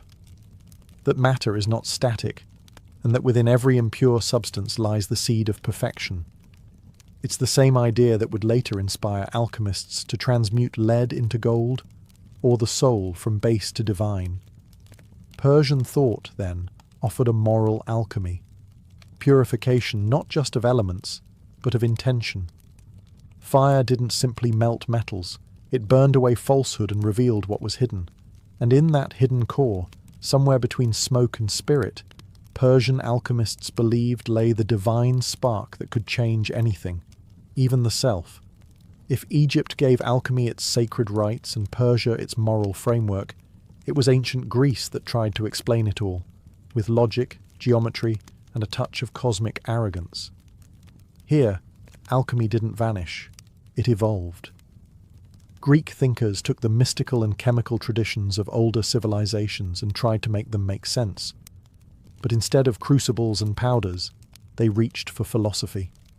At the heart of Greek alchemical thought was the theory of four elements: earth, water, air, and fire, first proposed by Empedocles. These weren't just physical substances, they were fundamental principles of the universe, the Lego blocks of reality. Change, according to this view, was simply the rearrangement of these elements. Fire could become air, water could become earth, and all things were in a constant dance of transformation. Later philosophers like Plato added layers of meaning. He described matter as composed of perfect geometrical forms, tiny, invisible solids. In this version, alchemy became a quest not just for chemical reactions, but for harmony with the ideal world. Then came Aristotle, who altered everything. He proposed that all matter had four essential qualities: hot, cold, wet, and dry. By changing these qualities, you could change the substance itself. Lead was dry and heavy, gold was balanced and radiant.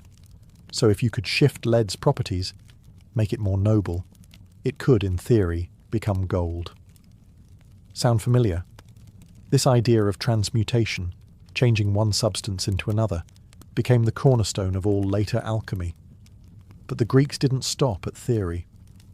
In Hellenistic Alexandria, a melting pot of Egyptian mysticism, Greek philosophy, and Babylonian astronomy, alchemy as a practice finally began to take shape. Here, scholars and mystics recorded early recipes for dyes, perfumes, and metal alloys, but always wrapped in symbolic language. And it's here that the mythic figure of Hermes Trismegistus emerged, part Egyptian Thoth, part Greek Hermes, credited with writing the Hermetic Corpus. These texts spoke of purifying not just matter, but the soul, urging practitioners to seek divine union through inner transformation. To the Greeks, alchemy wasn't about making money. It was about understanding nature, mirroring the cosmos, and perfecting the self through the hidden laws of reality. And that made it not just science, but something dangerously close to divine power. In the bustling port city of Alexandria, alchemy found its true laboratory, not just of matter, but of ideas. Founded by Alexander the Great and ruled by the Ptolemies, Alexandria was where Greek rationalism, Egyptian ritual, Babylonian astrology, and Persian metaphysics collided in a swirling intellectual stew. At its heart was the great library of Alexandria, a beacon of ancient knowledge, where scrolls and scholars gathered from across the known world. Alchemy, in this environment, didn't just survive, it thrived. It was here that alchemy became both spiritual and practical, mystical and experimental. Egyptian temple rites merged with Greek natural philosophy. Babylonian star charts were studied alongside Greek medicine and Egyptian metallurgy. The result? A new kind of knowledge, half science, half sacrament. One of the earliest and most mysterious figures of Alexandrian alchemy was Mary the Jewess. She's credited with inventing some of the first alchemical apparatus, the bain-marie, a double boiler still used in kitchens today, the tribicos, a distillation device, and a system of vapor purification. Her work suggests that alchemists weren't just theorizing, they were conducting real chemical experiments. Another key figure was Zosimos of Panopolis, a 3rd-4th century CE alchemist, who left behind some of the earliest known writings on alchemy in Greek. But Zosimos didn't see alchemy as just physical. He wrote of dreams, visions, and spiritual purification. For him, turning lead into gold was a metaphor for turning the corrupted human soul into something divine. He described the alchemical vessel not just as a container for substances, but as a symbol of the body. The fire, the soul's inner torment, the vapour, the divine essence rising.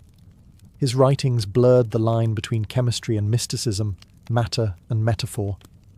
Alexandrian alchemists also leaned heavily on Hermeticism, the teachings of Hermes Trismegistus. As above, so below, they wrote. The microcosm reflects the macrocosm. Purify one, and you touch the other. In Alexandria, alchemy was no longer just about materials. It was about reality itself. It asked not just what things were made of, but why they could change, and whether the soul could be transformed alongside matter. Alchemy had become a mirror of the cosmos, and of ourselves, and it was only just getting started. When the great library of Alexandria fell into ruin, and Europe slipped into the early Middle Ages, it was the Islamic world that became the new guardian of alchemical knowledge. From the 8th to the 13th centuries, under the Abbasid Caliphate, the Islamic Golden Age turned cities like Baghdad, Cairo, and Cordoba into centers of scientific and philosophical inquiry. Greek, Persian, and Indian texts were translated into Arabic at record pace, and among them were the foundational writings of alchemy. But here's the twist. Islamic scholars didn't just preserve ancient alchemy, they transformed it. Enter Jabir ibn Hayyan, known in the West as Geber. A polymath working in 8th century Kufa, he's often called the father of chemistry, though his legacy is steeped in mystery. Jabir's writings, which number in the hundreds, blended Greek elemental theory, Persian mysticism, and Quranic cosmology into a structured science. He introduced a systematic approach to experimentation. He believed all metals were composed of sulfur and mercury, not in the literal sense, but as principles, sulfur representing combustion and change, mercury standing for liquidity and volatility. According to Jabir, if you could balance these two forces, you could transmute one metal into another. He also introduced techniques still recognizable today: distillation, crystallization, sublimation, filtration, and calcination. His apparatuses became the blueprint for medieval laboratories. But Islamic alchemy wasn't just technical. It retained the spiritual heart of earlier traditions. Alchemy was seen as a path to divine understanding. Transforming matter was a metaphor for purifying the soul, aligning with God's order in the universe. Later alchemists like Al-Razi, Razis, and Avicenna, Ibn Sina, debated alchemy's legitimacy. Al-Razi supported it, emphasizing its practical medical applications. Avicenna, on the other hand, criticized the idea of transmutation, but respected the discipline's philosophical and ethical aims. Even in disagreement, they elevated alchemy into something more than a secretive craft. It became proto-chemistry, metaphysics, spiritual discipline, and moral philosophy, all in one. European scholars would later rediscover these Arabic texts, translating them into Latin and reviving alchemy in the West. But the soul of that alchemy, the belief that matter and spirit mirrored each other, was preserved, clarified, and systematized by Muslim scholars. And in their hands, alchemy stopped being legend and started becoming science. When the translated works of Arabic alchemists like Jabir ibn Hayyan, al-Razi and Avicenna flowed into Europe during the 12th century, something remarkable happened. A revival of alchemy, this time under the shadowed stone towers of medieval monasteries and universities. Europe had been in intellectual hibernation, but with the rise of translation schools in places like Toledo and Sicily, Latin scholars gained access to a treasure trove of forgotten wisdom. Among these were the alchemical writings, riddled with strange symbols, mysterious ingredients, and promises of transformation. The Europeans were hooked. To them, alchemy offered more than gold. It offered knowledge, power, and even immortality.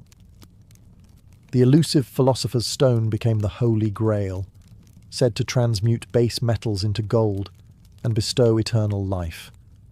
But it wasn't just a material object. It symbolized the perfection of both matter and spirit. Medieval alchemists took this dual nature seriously.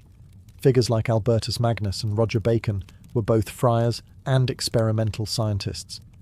They believed that God had encoded the secrets of creation into the natural world, and that alchemy was a way to read that divine script.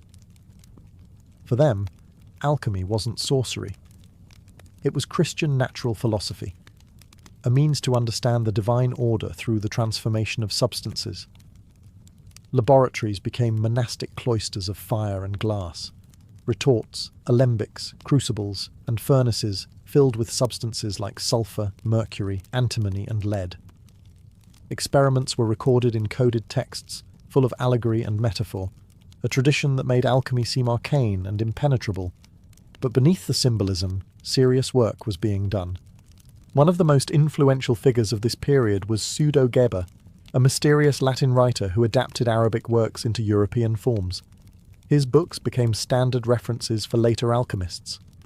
Another key name was Arnold of Villanova, who blurred the lines between medicine and alchemy, focusing on creating elixirs that could heal and rejuvenate the body. For all its secrecy, medieval alchemy wasn't underground.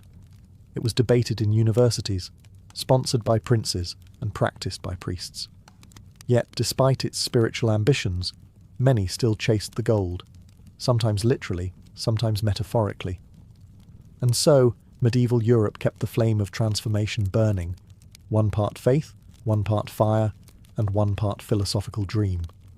As Europe emerged from the medieval era into the Renaissance, alchemy didn't fade, it morphed.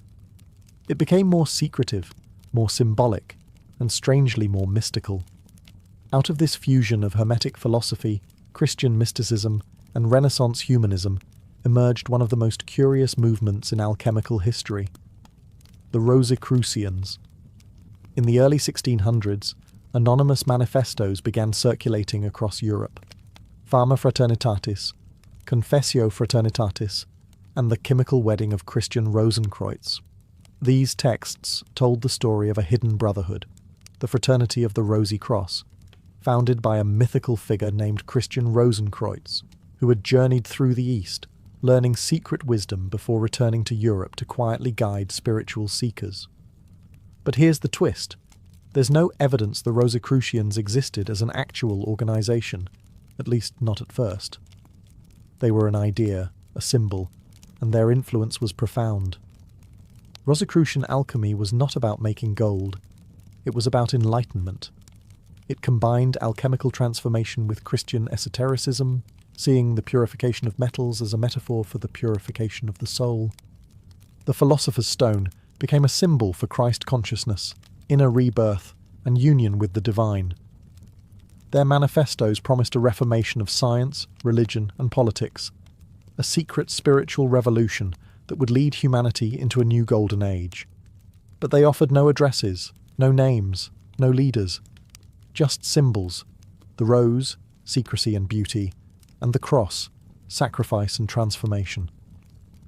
This was alchemy as spiritual allegory, rich in metaphor, full of veiled references. The Rosicrucians believed that truth was hidden, not because it was forbidden, but because it had to be earned through personal transformation. Their ideas influenced scientists, mystics, artists, and poets. Isaac Newton owned Rosicrucian texts. Johann Valentin Andrea, thought to be the author of The Chemical Wedding, saw the story as allegory, yet it spread like wildfire through occult circles. By now, alchemy had become layered with meaning. To some, it was still about materials. To others, it was pure metaphor. To the Rosicrucians, it was a spiritual path, hidden in plain sight. And though their brotherhood may have been mythical, their influence was very real, whispering through the centuries that the true gold is within. As the 17th century unfolded, alchemy began rubbing shoulders with something unexpected: modern science. But it wasn't a clean break. The line between alchemist and chemist was blurred, and many of the figures who built the scientific method were, paradoxically, still chasing the philosopher's stone.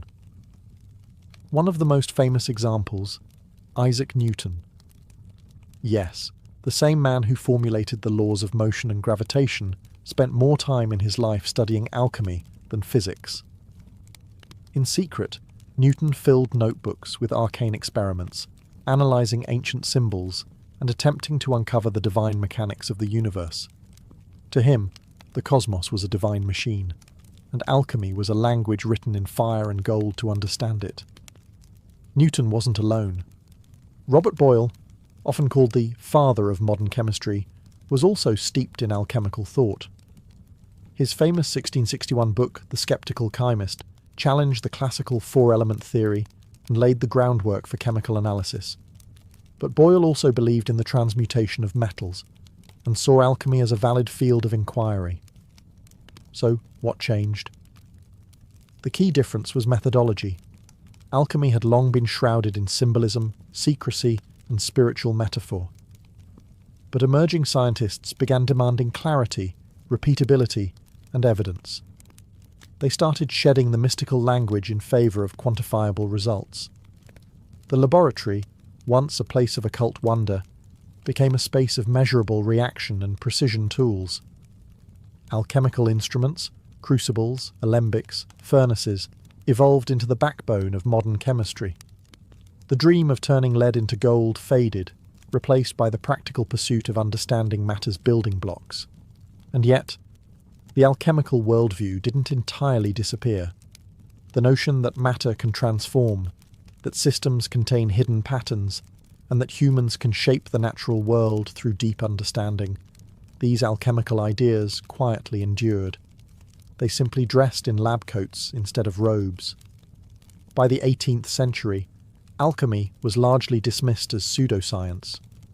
But history isn't so tidy.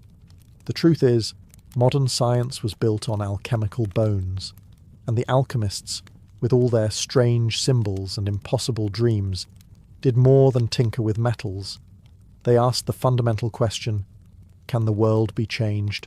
And that question still drives science today. By the 19th century, alchemy had seemingly vanished, dismissed by rational thinkers as a quaint relic of pre-scientific superstition. But like mercury in a flask, its essence never truly disappeared. Instead, alchemy transmuted, finding new life in psychology, literature, art, and even modern spirituality. The most surprising inheritor of alchemical thought? Carl Jung, the Swiss psychologist. To Jung, alchemy wasn't about literal transmutation. It was a symbolic map of the human psyche. He studied alchemical texts obsessively, recognizing in their cryptic diagrams and metaphors a language of the unconscious. The philosopher's stone became a symbol of self-actualization. The alchemical process, calcination, dissolution, fermentation, coagulation, mirrored the psychological journey toward individuation, the integration of all aspects of the self. Alchemy, Jung believed, was the original therapy, a coded spiritual practice disguised as proto-chemistry. Its real aim wasn't to make gold, but to heal the soul. And in this sense, alchemy never stopped evolving. In literature, it lives on in works like Faust, The Alchemist, and countless fantasy stories where hidden knowledge, transformation, and redemption take centre stage. In modern spirituality, alchemy serves as a metaphor for personal growth. The idea that life's suffering, if refined, can produce wisdom and wholeness. Even in science, echoes remain. The dream of alchemy, to understand and master the transformation of matter, finds a curious reflection in nuclear physics, where elements really can be transmuted. The alchemists were wrong about how it works, but not that it was possible, and culturally we still chase alchemical goals: the search for a cure-all medicine, the pursuit of eternal youth, the fascination with the hidden, the symbolic, the transformative. The enduring power of alchemy lies not in its failed recipes, but in its imagination, its willingness to believe that the world is mutable, that what is base can become noble, and that knowledge, properly applied, can elevate both matter and soul. Alchemy didn't die. It simply changed form. It became chemistry. It became psychology. It became story. It became metaphor. And in some ways, it became you. Because every time you struggle, grow, suffer, refine, and emerge stronger, you're performing your own little alchemy. Not in gold, but in spirit. And that was always the real magic.